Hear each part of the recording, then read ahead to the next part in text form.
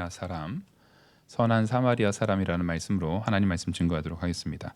저희가 이 예수님 비유 설교할 때 제가 이 부분을 한번 다룬 적이 있었던 것으로 저희가 알고 있고, 또 이 부분에 있어서 우리가 충분히 많이 알고 있는 내용이지만 오늘 이 말씀에 따라서 다시 한번 이 말씀을 보는 것을 하나님께 감사와 영광을 돌립니다. 왜냐하면 지금 딱 이 연말이기도 하고 또 코로나 상황 가운데 우리가 나의 유익이 아닌 이웃에 대한 사랑에 대한 부분을 다시 한번 정확하게 좀 확인하고 분명히 세워나가야 되는 시점인 것 같습니다. 그리고 우리가 1년의 표가 이제 조금 있으면 내려질 거예요. 내년에는 또 다른 표로 지금 기도 가운데 어떤 말씀으로 한 해를 또 맞이할까 준비하고 있는데, 또 이 오늘 본문 말씀이 바로 이 표에 대한 말씀을 가장 분명하게 드러내고 하나님 사랑과 이웃 사랑에 대한 부분을 가장 정확하게 예화로 설명해 주신 예수 그리스도의 말씀이거든요. 그래서 이 말씀을 다시 우리가 볼 수 있는 거에 대해서 참 하나님께 감사와 영광 돌립니다. 먼저 25절을 보시면 어떤 율법 교사가 일어나 예수를 시험하여 이르되 선생님, 내가 무엇을 하여야 영생을 얻으리까? 라고 이렇게 말을 전합니다. 여기에서 율법 교사가 예수님한테 말하려는 목적 자체를 성경에서 기록하고 있습니다.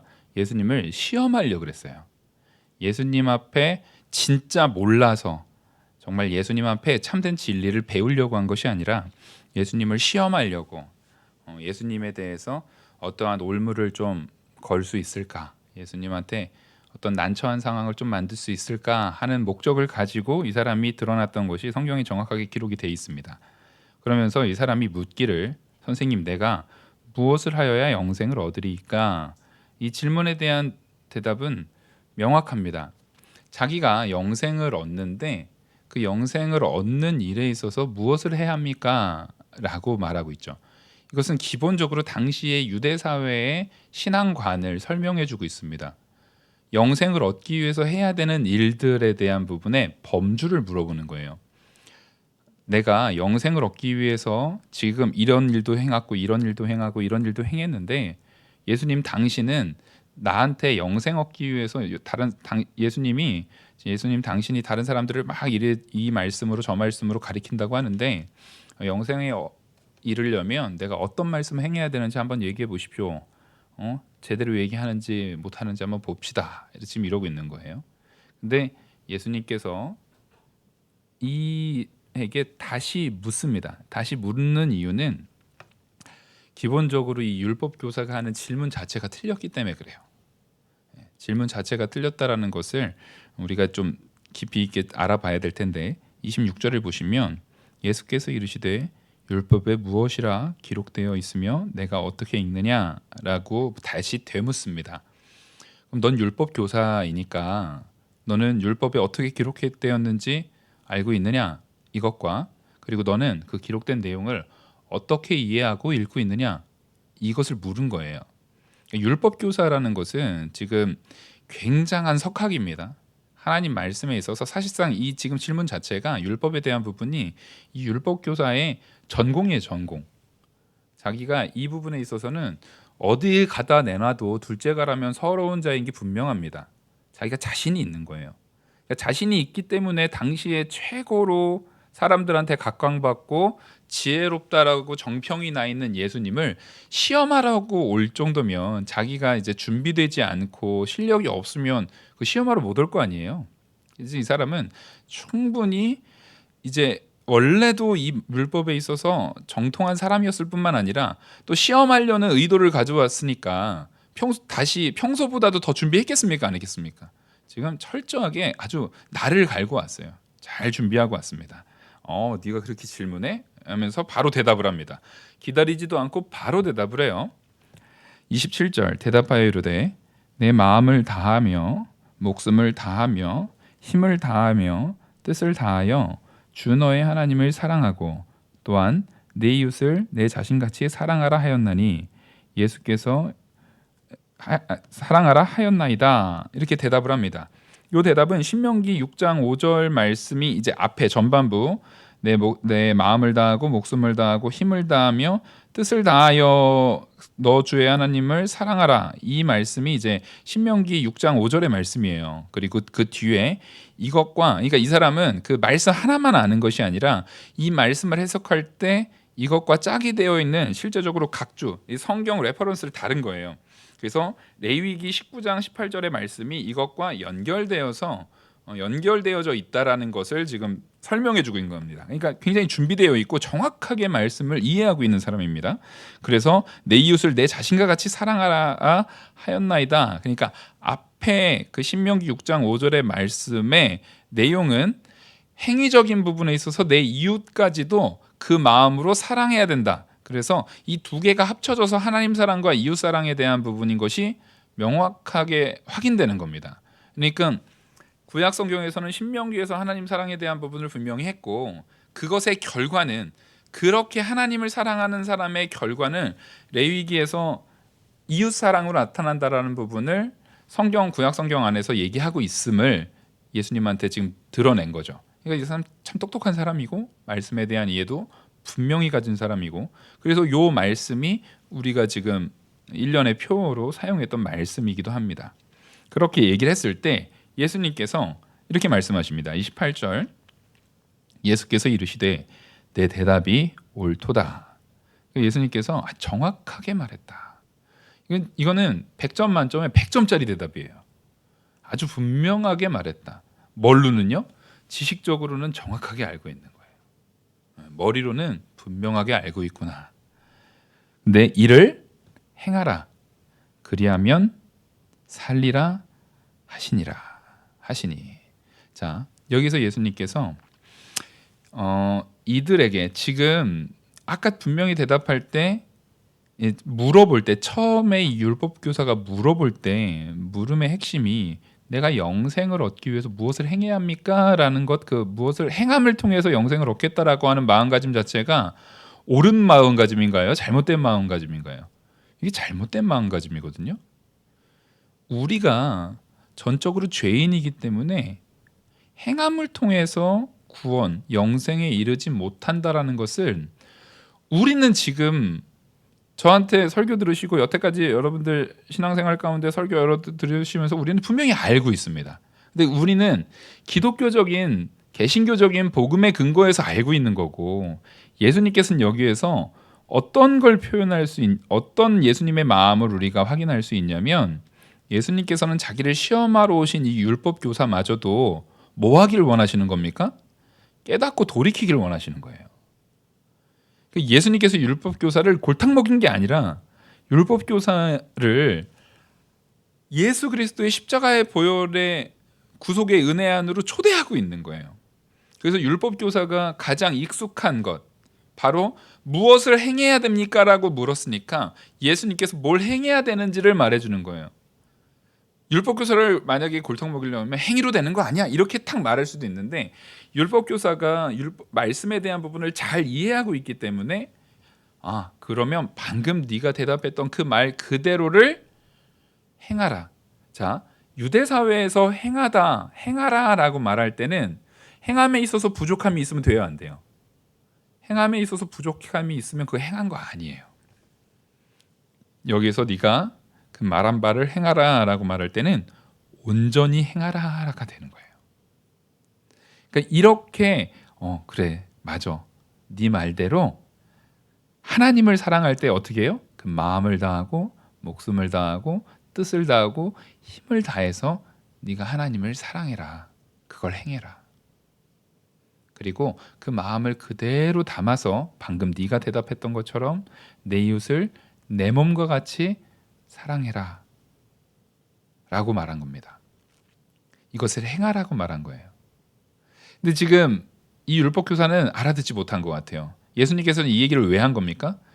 그거 행하면 너 구원받을 수 있어, 이걸 얘기한 게 아니라, 자, 자신의 내면을 정직하게 돌아보라는 거예요.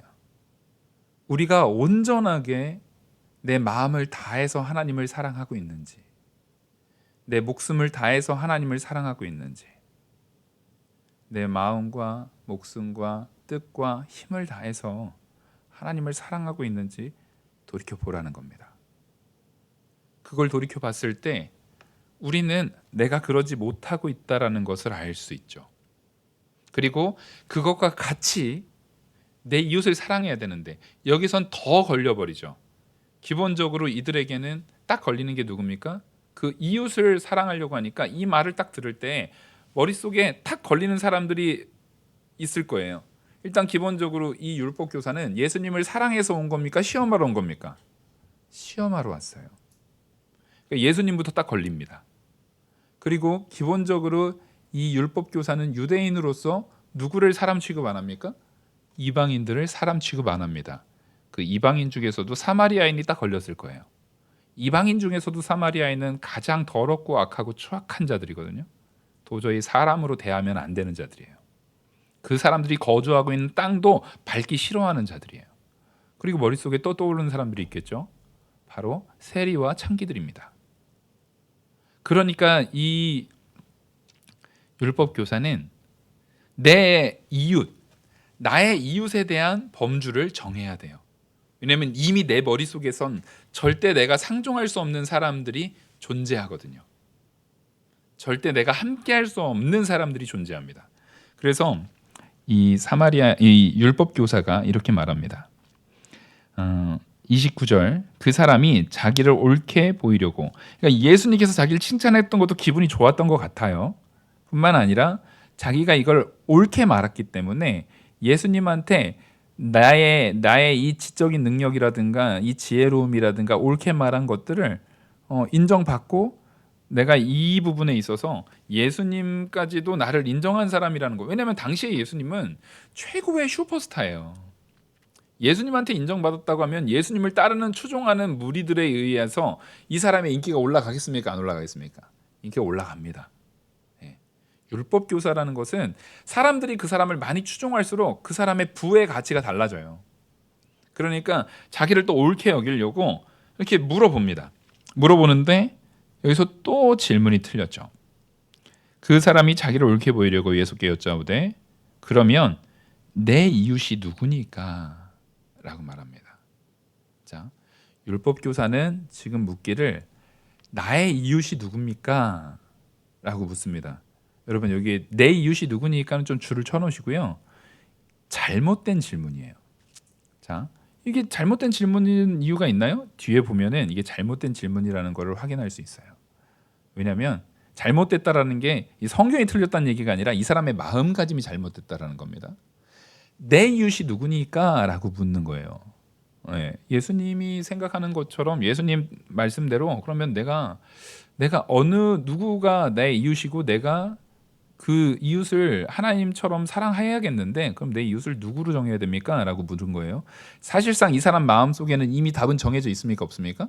이분 정해져 있죠. 일단 예수님도 내 이웃은 아니고요. 당연히 이방인 아니고요. 사마리아인은 당연히 아니죠. 세리와 창기도 아니에요. 그리고 평소에 자기가 미워하던 사람들도 아마 자기 이웃 아닐 겁니다. 우리는 다 이렇게 내 이웃을 규정합니다. 근데 예수님께서는 이렇게 질문한 율법 교사에게 선한 사마리아인의 비유를 설명해 주는 거예요. 그러니까 지금 이 부분이 왜 중요하냐면 선한 사마리아인의 비유가 왜 나오게 됐는가에 대한 배경이 더 훨씬 중요하기 때문에 그래요. 그러니까 선한 사마리아인의 비유는 단지 여러분 잘 아셔야 됩니다. 우리 보고 윤리적으로 살아라, 착하게 살아라라고 말하려고 그 비유를 말씀하신 게 아니라는 거예요. 우리의 복음이라는 것은 윤리강령이 아니에요, 절대. 이것은 오히려 이 율법 교사가 가지고 있는 잘못된 구원관, 자기 행위를 통해서 혹은 자기 의를 통해서 내가 구원받을 수 있다는 잘못된 구원관과 내가 하나님 사랑과 이웃 사랑을 내가 정해놓은 그 범주 안에서 얼마든지 행할 수 있다라는 자기 행위에 대한 잘못된 이해를 고쳐주기 위한 비유입니다. 그래서 이 비유를 가지고 얘기를 하는데 비유의 내용은 간단하죠. 예수께서 대답하여 이르시되 어떤 사람이 예루살렘에서 여리고로 내려가다가 강도를 만나매 강도들이 그 옷을 벗기고 때려 거의 죽은 것을 버리고 갔더라. 지금 여기에서 어떤 사람이 이제 예루살렘에서 여리고로 내려가는 길 가운데 있었습니다. 내려가는 길 가운데 있다가 거기서 강도를 만난 거예요. 그래서 거반 죽게 됐습니다. 여러분, 우리가 분명히 알아야 되는 것은 이 선한 사마리아인의 비유 가운데 이 강도 만난 자, 이 강도 만난 자가 누구인지를 먼저 규정해야 돼요. 이 강도 만난 자는 세상의 자리에서 그 세상의 아주 잔인하고 매몰찬 그 자리에서 옷을 다 벗기고 매맞아서 거의 죽게 된 나, 바로 나를 얘기하는 거예요. 이게 내가 되지 않으니까 문제인 거예요. 이게 내가 되지 않으니까. 우리는 자꾸만 그래도 나는 선한 사마리아인처럼 살아야지라고 생각하지만 아니요. 이 말씀을 들을 때 나의 위치와 나의 상태는 어디에 놓여져 있는가를 봐야 됩니다. 우리는 예루살렘에서 여리고로 내려가다가 거기에서 강도 만난 자, 그 사람이 나라는 걸 알아야 돼요. 이게 비유이기 때문에 이 사람이 도대체 뭐 하는 사람이었을까? 누군데 잡혔을까? 어떤 사람인데 이렇게 어려움을 당했을까라는 것은 굉장히 분분합니다. 어느 사람이고 뭐 유대인이겠지만 어디 사람이고 이런 부분에 대해서 분분하지만 여기선 성경에선 그런 부분을 전혀 안 다루고 있기 때문에 우리가 그걸 굳이 확인할 필요는 없어요. 확인할 수도 없고요. 더욱이 의복이 벗겨졌다라는 게 이 사람이 누군지를 확인할 길이 없다라는 겁니다. 의복을 통해서 당시에는 이 사람의 신분이라든가 직업이라든가 그런 배경에 대한 부분이 드러나는데 옷까지 다 벗겨졌다라는 거예요. 그러니까 이 사람이 누군지를 확인할 길이 없어요. 하지만 분명한 건 그 세상의 환난 속에서 분명히 이를 괴롭혔던 그 강도는 그 마귀의 행위입니다. 우리를 죽이고자 하는 그 세상의 패역함, 그 마귀의 술수 가운데 분명히 이 사람은 걸려 넘어진 자예요. 바로 우리와 같이 연약하게 이 마귀의 술수 가운데 걸려 넘어져서 죄악과 더러운 자리, 그리고 그 고통의 자리, 그것이 비천하고 고통하고 고통받는 자리인지도 깨닫지 못하고 거기에 놓여져 있는 나를 상징한다라는 것을 여러분 꼭 좀 기억해 주셨으면 좋겠어요. 이 강도 만난 자가 다시 한번 말하지만 나예요. 나라는 것을 분명히 기억하셔야 돼요.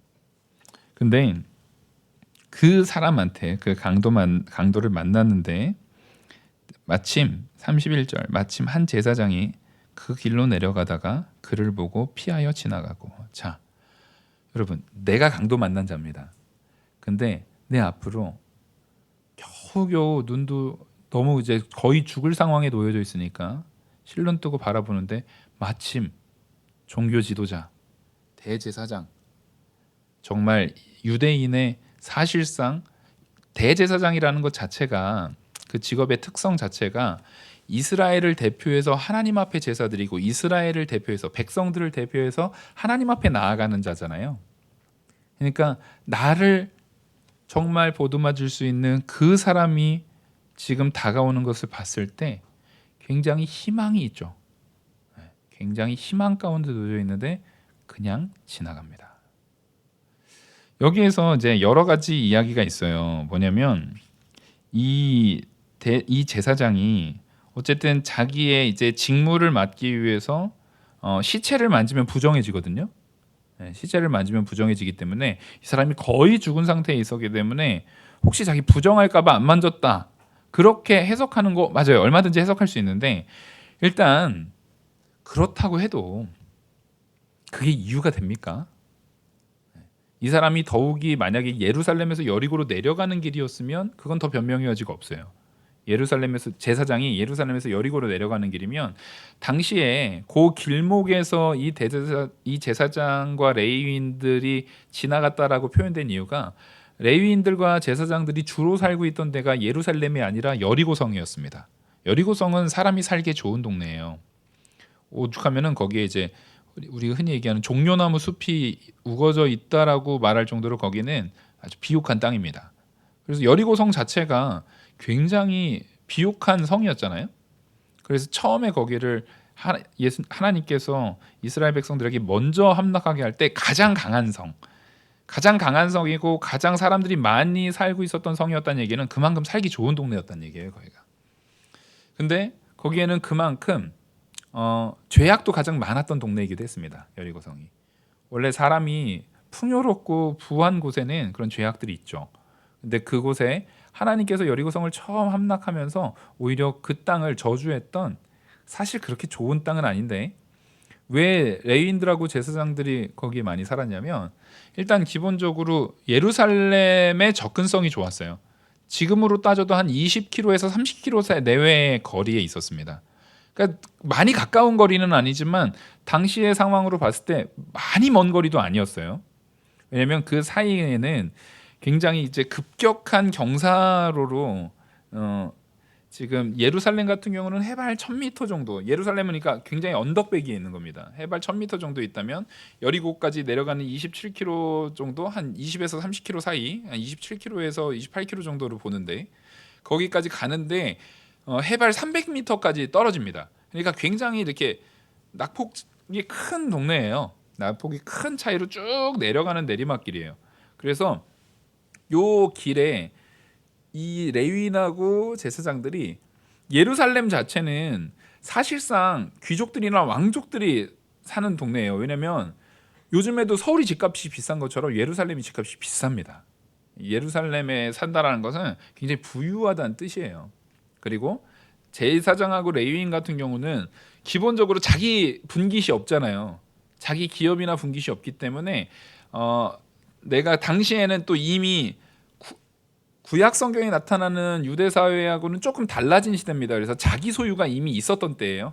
하나님께서 정해놓은 그 땅 말고 그냥 자기들이 사고 팔고, 이미 그러니까 희년법에 의한 토지 제도는 사라진 지 오래입니다. 지금 이 시점에서는 그런 희년법에 의한 토지 제도는 사실상 유명무실해진 지 오래된 상황이고, 각자 자기 재산에 대해서 집을 사야 됐을 때 당시 레위인들하고 이 제사장들 같은 경우는 여리고에 집을 살 수밖에 없는 상황인 건 맞아요. 그래서 거기에서 집에 거주하면서 왕래를 하는 가운데 이 제사장이 그냥 지나간 겁니다.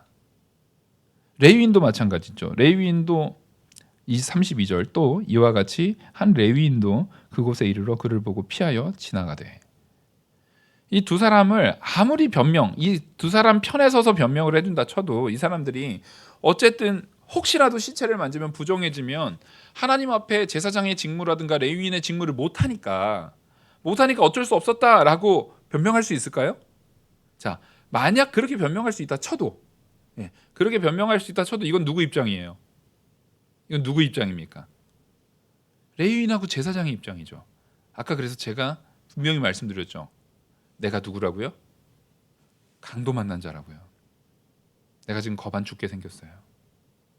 홀딱 벗겨져가지고 지금 그 낮에 움직였을 거 아닙니까? 그 떼약볕에서 완전히 죽게 생겨 있는 상황이에요.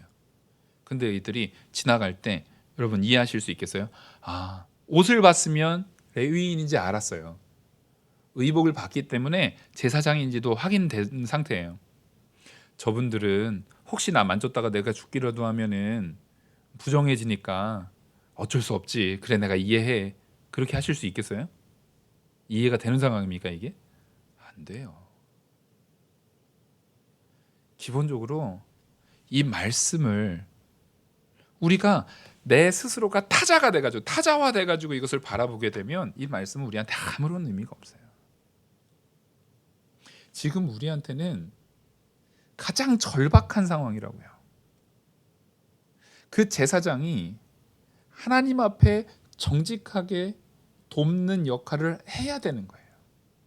레위인이 정직하게 정말 합당하게 사랑을 가지고, 어떤 사랑을 가지고요?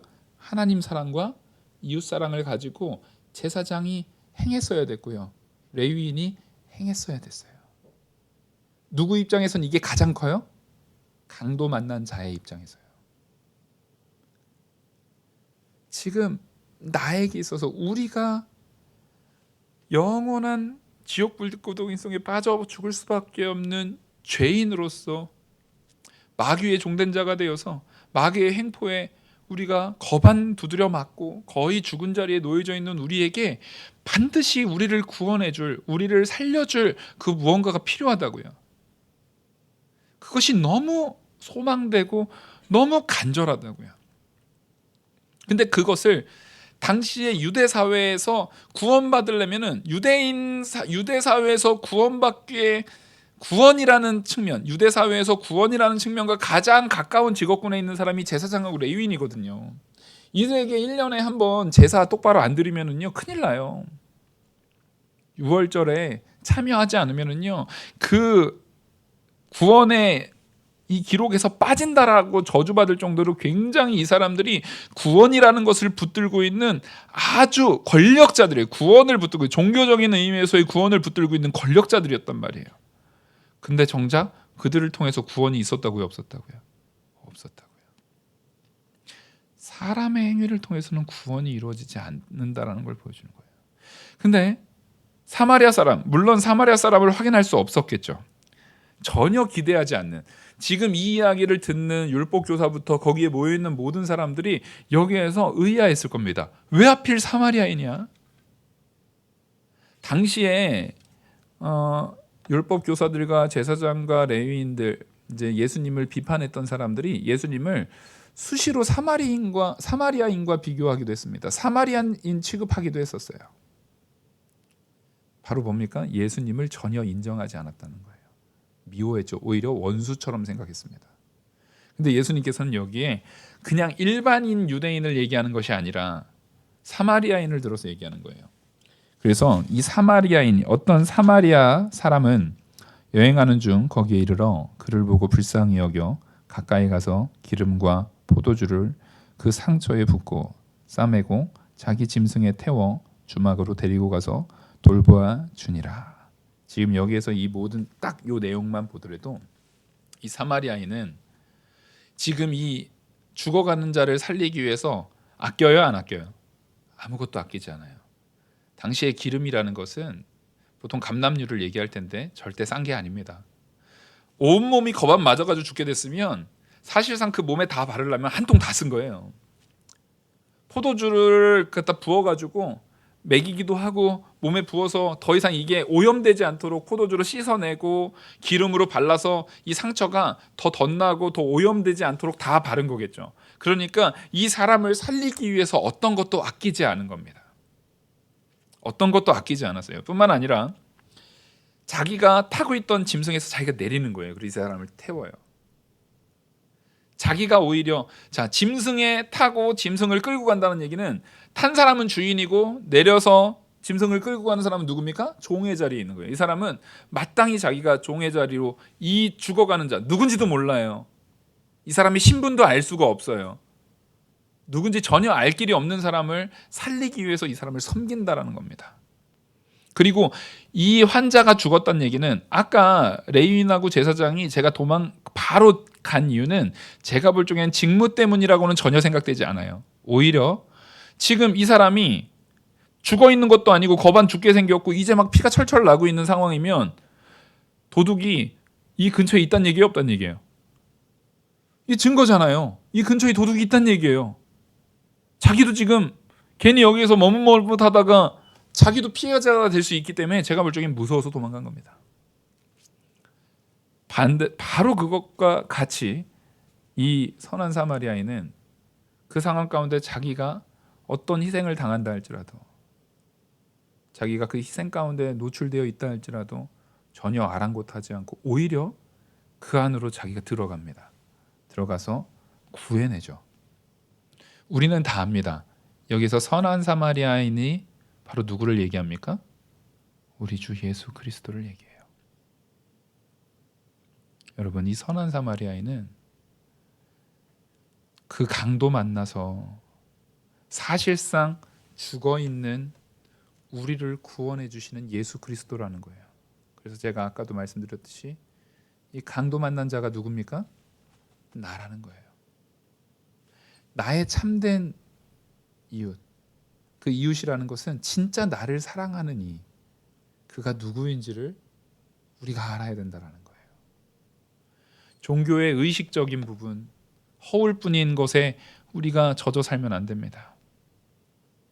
여러분, 우리가 신앙생활을 오래 하다 보면 신앙생활이라는 허울에 빠져 살 때가 많아요. 의식적인 것에 빠져 살 때가 많아요. 그래서 외식하는 자가 되기가 쉽습니다. 하지만 우리는 내가 레위인이 아니고 내가 제사장이 아님을 알아야 돼요.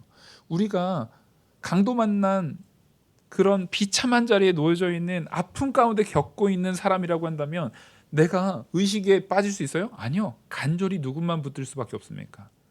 간절히 나를 구원해 주실 그 선한 사마리아인이신 예수님을 붙들 수밖에 없어요.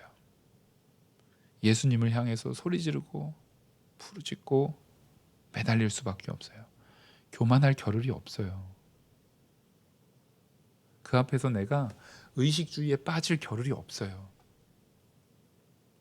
제발 주님이 나를 돌아봐 주시기를, 예수님이 선한 사마리아인 되신 예수님이 나를 붙들어 주시기를, 여기에서 나를 건져 주시기를 우리는 구할 수밖에 없어요. 사실상 근데 여기서 알아야 되는 것은 이 강도 만난 자가 구했기 때문에 예수님이 온 겁니까? 아니에요. 우리는 구할 능력도 없었습니다.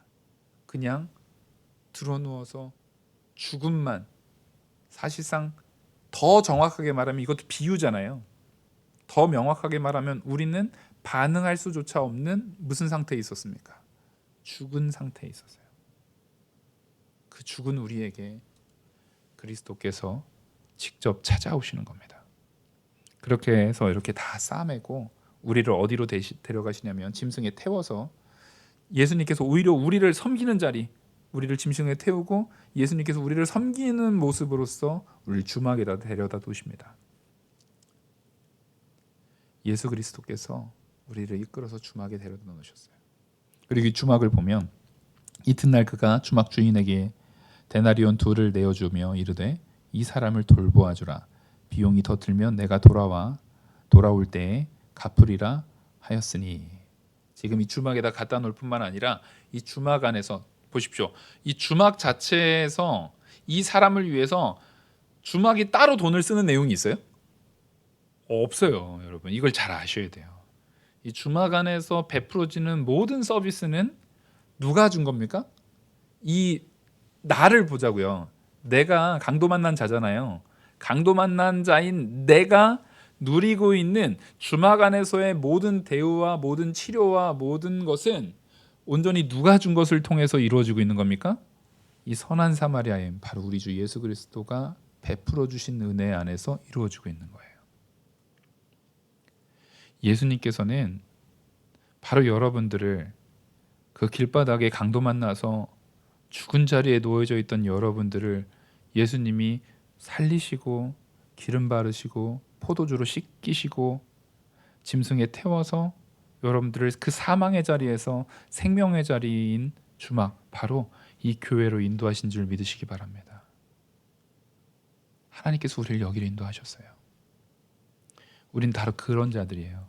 근데 자꾸만 내가 선한 사마리아인인 줄 알아요. 내가 자꾸 주막 주인인 줄 알아요. 여러분, 우리는 이 신앙 공동체 안에서 우린 다 예수님께 큰 은혜를 입은 자들입니다. 자랑할 게 하나도 없어요. 온전히 예수님의 은혜로 우린 이 자리에 있는 자들이에요. 지금 여기에서 우리가 치유받고 있는 거예요. 치료받고 있는 거예요. 예수 그리스도의 은혜로 치유받는 그 모든 과정 속에서 내 돈이 들어가는 것이 아니라, 내 열심이 들어가는 것이 아니라 온전히 예수님께서 베풀어 주신 내용으로 이 교회 안에서 우리는 치유받고 섬김받고 치료되고 있는 겁니다. 하나님의 은혜로.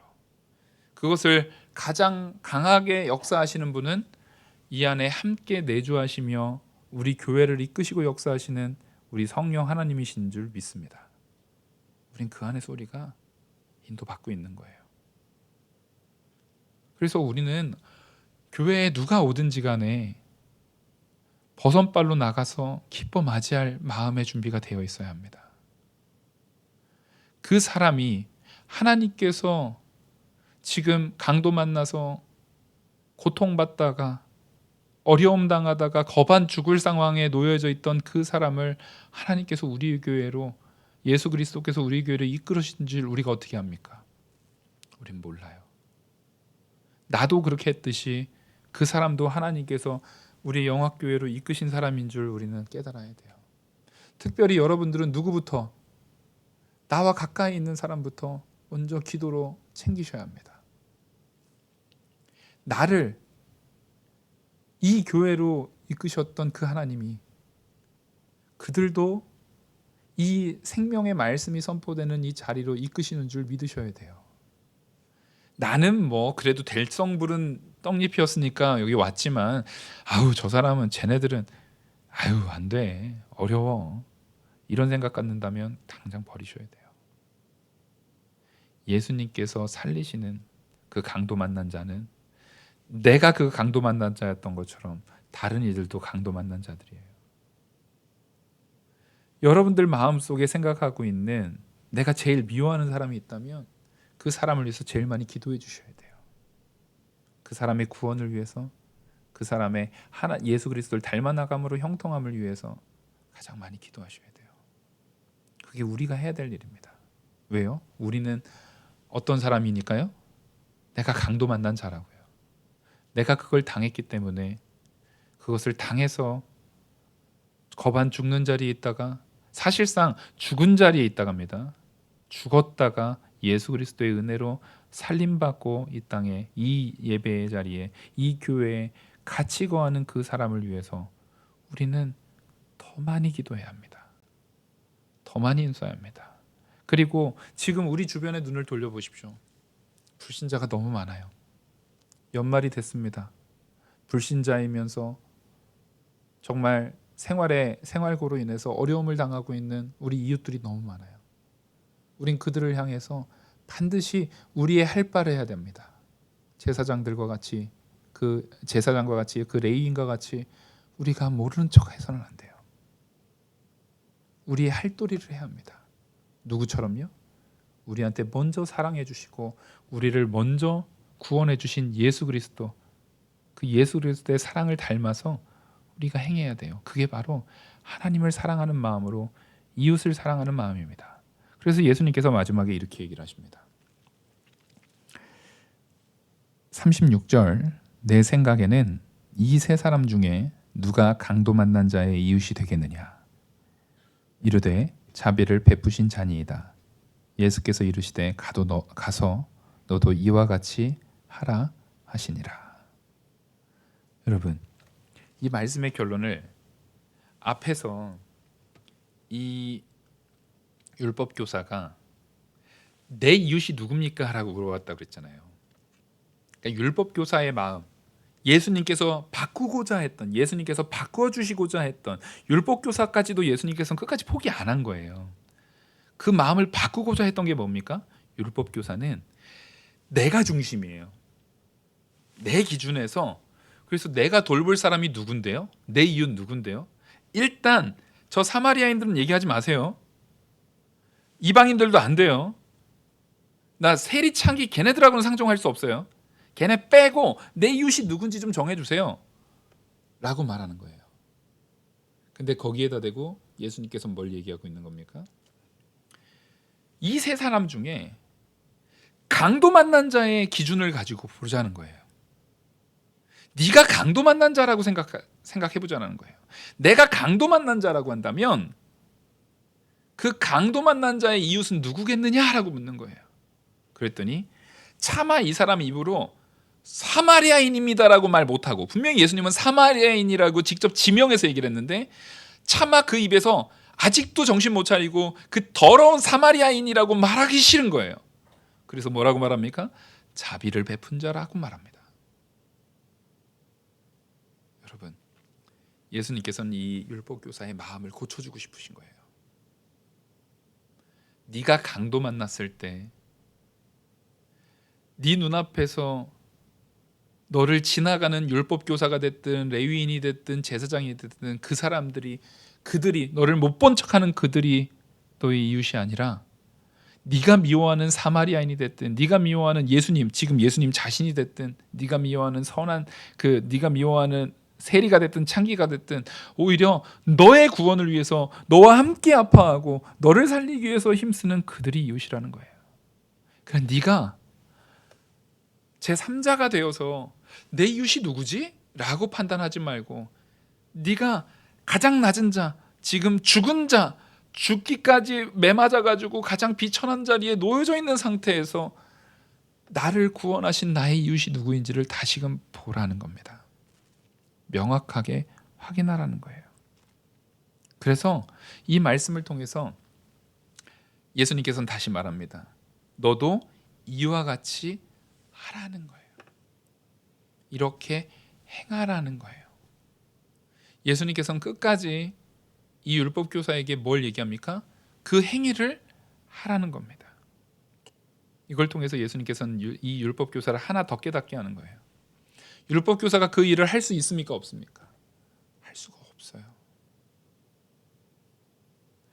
자기 사랑의 근거에서 이웃을 내 몸처럼 사랑하기가 쉽지가 않아요. 사실상 불가능해요. 누구와의 연합됨이 없으면요, 예수 그리스도와의 연합됨이 없으면 가능한 일이 아니에요. 그래서 예수님께서는 그 율법 교사에게 이렇게 말하는 겁니다. 네가 이제 진짜 예수님, 너에게 구원을 주려고 온 예수 그리스도를 믿음을 통해서 예수 그리스도로 새롭게 다시 태어나지 않으면, 다시 거듭나지 않으면 네가 하나님을 사랑할 수도 없고, 그 하나님을 사랑하지 않는 네가 예수님을 통해서 거듭나지 않았으면 절대 하나님을 사랑할 수가 없어요. 하나님과 화목될 수가 없거든요. 근데 하나님과 화목되지 못하고 하나님을 사랑하지 못하는 네가 누구를 사랑할 수 없어요? 이웃을 사랑할 수가 없어요. 왜냐하면 우리는 죽어있는 자들이거든요. 소망이 없는 자들이거든요. 그 자리에 있는 너에게 진짜 유일한 소망은 오직 내가 참된 순종, 하나님 말씀대로 온전한 순종을 이룰 수 없구나라는 것을 이 말씀을 통해서 깨달으라는 겁니다. 이 말씀을 통해서 이 말씀이 행하고 있는 몽학 선생의 역할을 통해서 네가 이제 네 앞에서 말하고 있는 예수 그리스도에게로, 그 참된 복음과 진리로 너를 지금 살리고자 하는 그 예수님에게로 돌아오라는 겁니다. 그러니까 예수님의, 지금 오늘 선한 사마리아인의 비유 가운데 예수님의 입장에서 이 율법 교사도 누굽니까?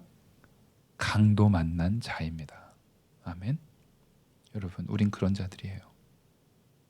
예수님께서는 세리와 창기도 강도 만난 자로서 감싸주시고 싸매주시고 구원하셨지만, 이 바리새인들과 율법 교사들도 강도 만난 자로서 그들을 붙들어 주셨어요.